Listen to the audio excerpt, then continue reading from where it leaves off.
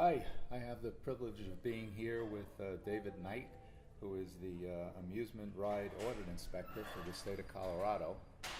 Been in that business for 37 years and has some unique things to tell us about how amusement games and trampoline and elements are inspected in the state. So David, take it away and tell us how it works. Well, in the state of Colorado, we follow the guidelines of the ASTM standards. As far as in trampoline parks, we follow the ASTM F2970-15 standards completely and totally. So there are 12 trampoline centers in the state of Colorado right now, and through third-party inspection and everything, we make sure that they adhere to the standards completely. So, which in turn has made trampoline parks in Colorado, by adhering to the standard, much safer than some states that don't have any regulations at all. Can you give me a quick example of what a simple standard would be? Like how many people jump and how many people supervise? Does it get as simple as that? It can be one per every 32 guests, which is in the standard. We follow through with the standards of all the height measurements and everything for, the netting and all the different measurements that are in the standard. The type of trampolines, we just, everything is within the standard. We follow that guideline all the way. The big thing that we do in Colorado is we're really big on documentation. So we make sure that there's daily inspections, weeklies, we make sure there's maintenance, we make sure that they're doing very good training of employees, and then we also want recorded incidents and injury reporting. Excellent. I'm trying to think, do you get into the quality of the companies that supply the product and know right away which ones are going to pass or which ones are underperforming or under quality that could be causing accidents? We had a really unique thing a couple of years ago when we started doing the trampoline parks, and F2970 13 and 15 came around. We had two trampoline parks that did not meet the standards any whatsoever. State of Colorado stepped in.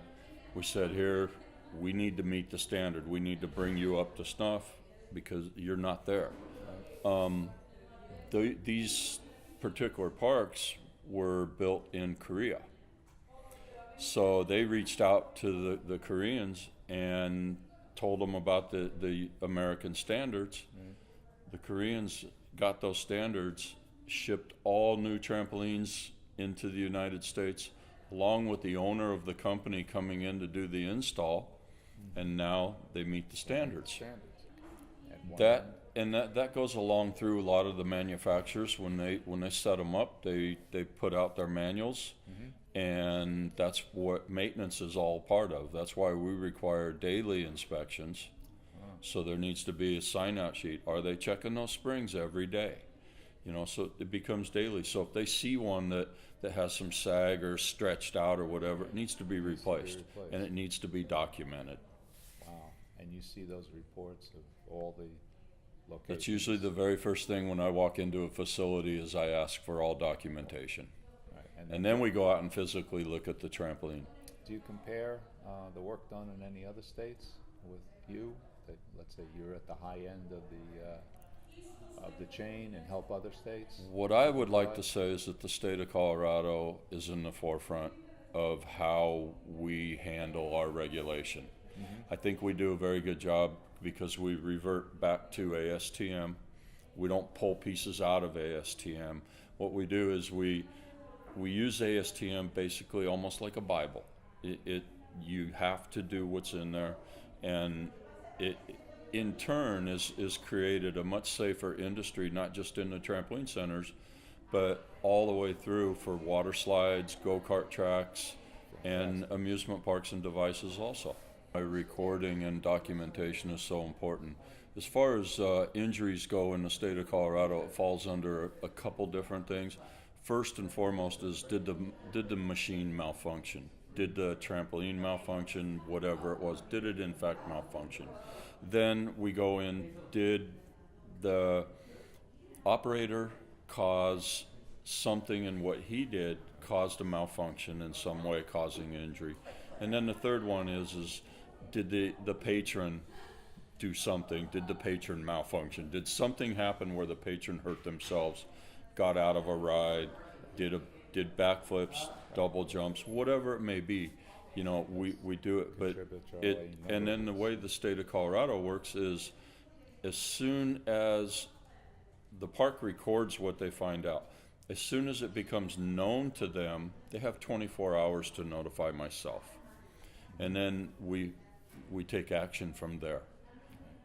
So like it a works good out plan. fairly well. You know, reporting injuries is difficult when, like you said, some people leave and then they get hurt later, or you don't know. You don't know. So that's why we always say, upon knowledge of it, you report it to us. But if you can adhere to the ASTM standards, usually you're ahead of the injury. So you're taking proactive action before something happens.